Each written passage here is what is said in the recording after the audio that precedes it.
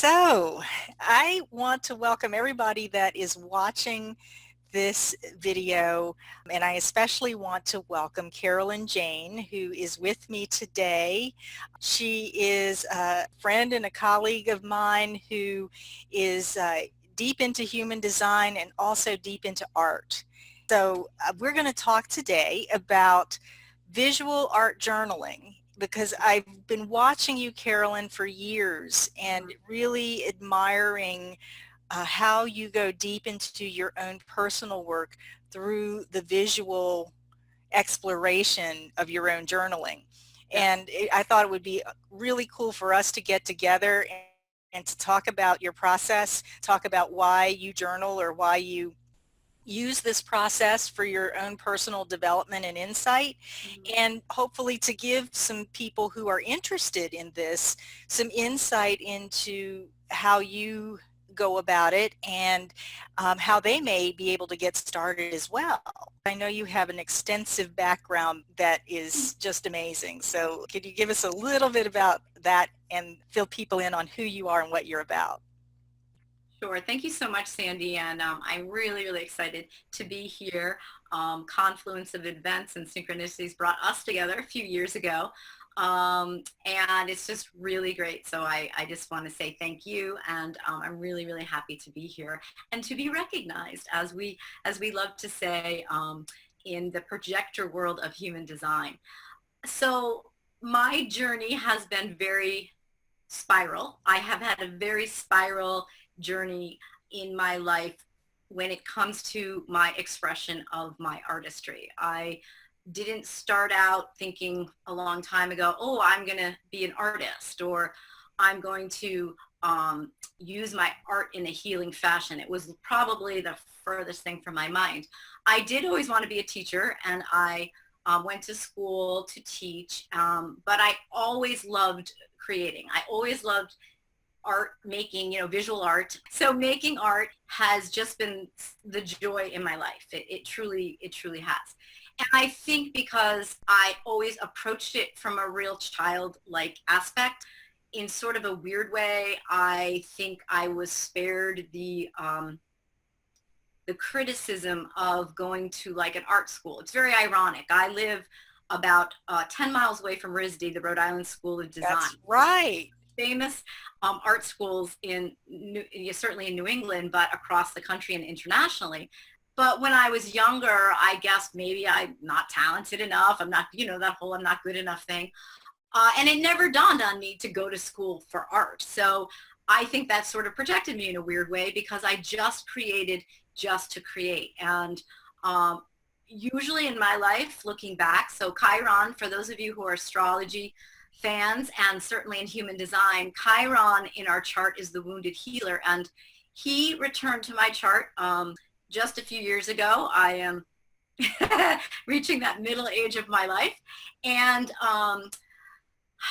I think I got to see for the first time how all these dots in my life kind of connected and it brought me to where I am here. It's certainly not the end of my journey, but it's really like, wow, this event shaped something that I would never see that's happening now. So I had gone through a pretty bad divorce many years ago, and I started to paint. I can't remember the moment that it happened, but I just started to paint, and it kind of just flew out of me, and I painted everything. If you saw my apartment, like behind me, I paint doors, I paint my walls, I paint pictures. It just flows out of me. And it's wonderful. It's a great thing. And after I had my son and I left Charleston where I had been and I came to Rhode Island, he was very little, so single mom thing. I was like, now what am I going to do? I had to get a job doing something. And this is way before I knew anything about my human design. It was just, I've always been extremely interested in astrology. My spiritual path has always been really important to me. But I decided to go to graduate school here in Newport, Salve Regina, for holistic counseling, which is kind of crazy that this Catholic school has this very open, esoteric degree you can get. And one of the specialties in the degree is expressive arts therapy. So by this point, many years after my divorce, I was breaking up with somebody else. It's always a man. Breaking up with somebody else. And I was getting my master's degree in counseling, and I was taking the expressive arts, and one of my colleagues was said, Carolyn, you're in so much pain over this thing. Why don't you start your own journal? And I said, all right, because it gave me an assignment. You see, I've got the teacher inside me too. So my undergraduate work is teaching. And then I said, oh, you've given me assignment. Perfect. So I went out and I bought a, and I'm looking right here because, hold on, so I went out, and this was my very first, it's 1997, this is just the page it happened to be on. The very first journal I ever started. Wow. So it's big, it's a big journal. I used to sit when I was working, and I should have probably been doing something else. I was a counselor at Portsmouth at a high school. I'd sit in like the back room waiting for students to show up, and I'd have my scissors, my markers, my glue, and I would start making journals. And I mean, pages to this journal. So this journal took me, because probably about 5 years I worked on this journal. So I've been doing this for 20 years now.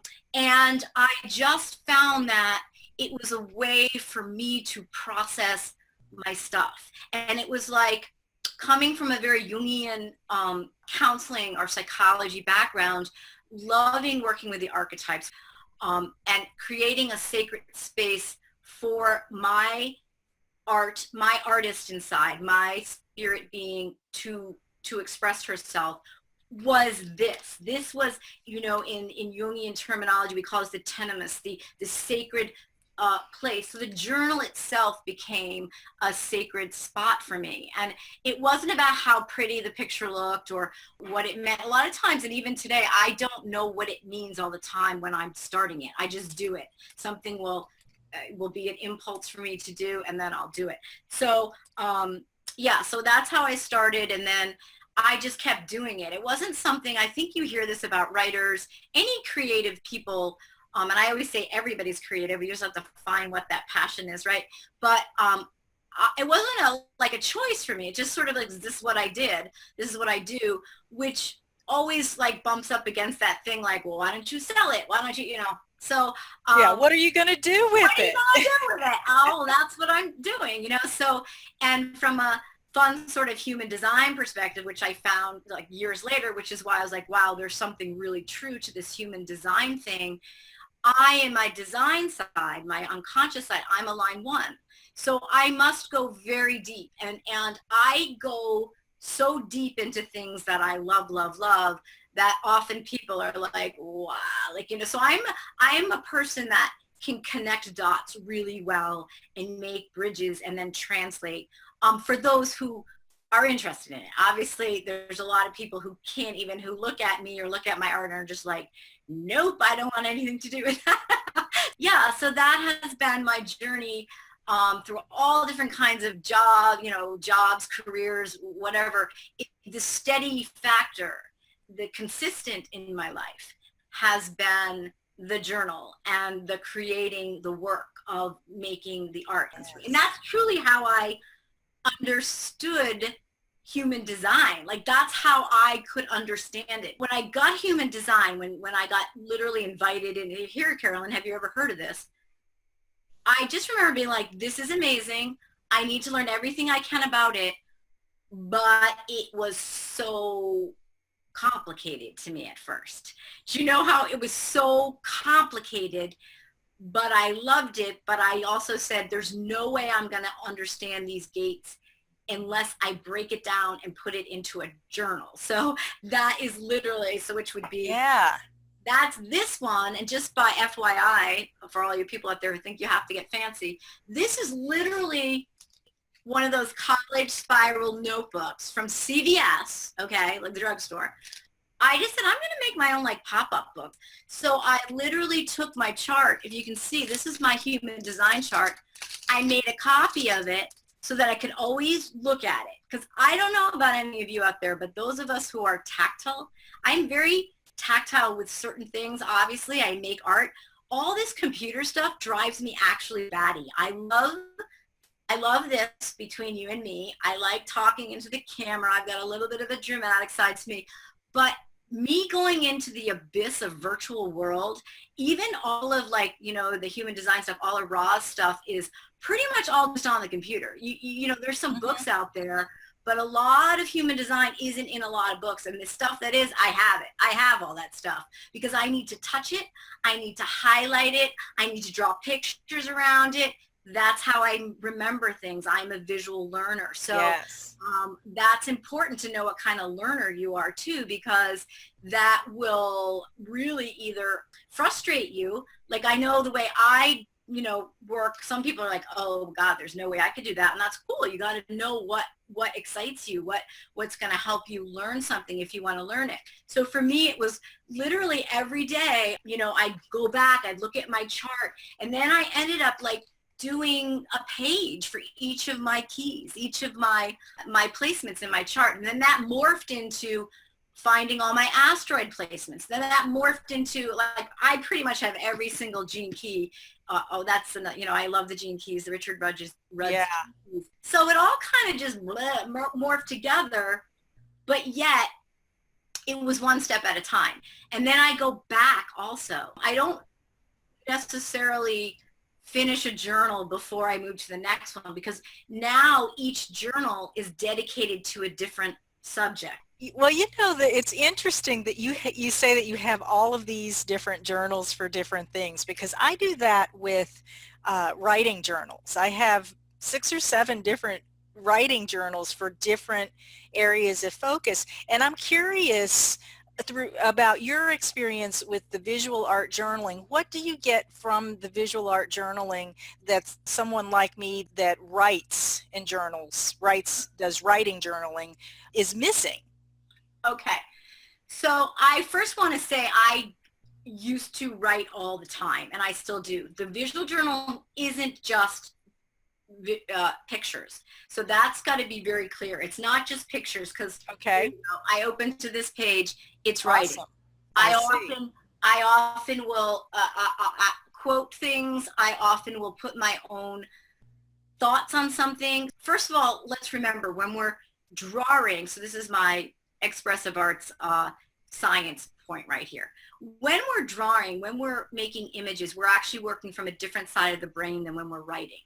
Mm-hmm. When we're drawing or when we're making images, whether it's if we're sculpting, if we're dancing, and visual drawing certainly counts, painting, you're actually tapping in to the right side of your brain. The right side of your brain is the actual non-linear part of your brain. The left side of your brain is all our linear functioning. I always like to say it's not that we don't need the left side of our brain. We certainly do. But that's our writing, because writing, making language through letters is actually a linear process. As we know, if you've ever taught a little kid how to read, or even an adult, it's a very complicated process that requires a lot of executive functioning. So visual journaling is like a way to have a process for yourself that isn't linear, because the journal itself isn't going to be linear. Now, you ask the question, why would that be helpful to you? Because here's the thing, my experience of just having writing, there's a lot that your mind has to do to go back and read if it's all writing. Like if you haven't put any kind of highlighting and coloring and even doodling, or you won't necessarily be like, remember like, oh yes, 3 weeks ago I had this experience and now I understand it, because it's too linear. Whereas the visual journal, first of all, I can share them openly and it doesn't bother me, because although it's extremely personal, I know what it means because the images I've created. So I immediately, you know, I look at this picture and I go, oh, right, that's when my sister and it was my birthday. We went to the Isabella Stewart Gardner Museum. I sat in the thing. I made this picture. It was fall. And then that brings me to like, oh, right, I remember the sun. We're dealing with human design. So what it is, it's also like a clue. It'll turn something on inside of me and go, that's why I was going through that. It's like looking at those parts of you that have been hidden and they come through. So we could even call it shadow work in a way too, you know? It's like looking at this stuff that maybe even our unconscious side to us that we say, oh, in human design, there are the placements that are unconscious in our chart, which really drive us so much. That's what drives us. And when we can express it visually, so we're using the right side of our brain, which is our divine feminine, that's our divine feminine. It's non-linear. It's pulling in from all time and space. And to get super esoteric on you, it's pulling in from all different dimensions too. And you don't have to understand it. That's the part of us, like our higher self. You don't have to understand all that. You're just making it concrete in a way in the 3D. And you're grounding it. Yes. Yes. Perfect.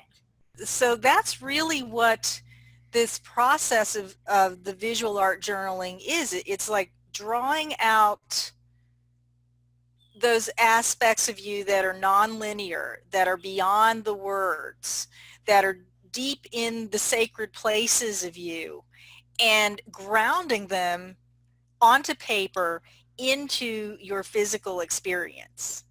I'm getting all chills all up down my body. I know that you exactly. I get it. Yes. You exactly hit it on the head.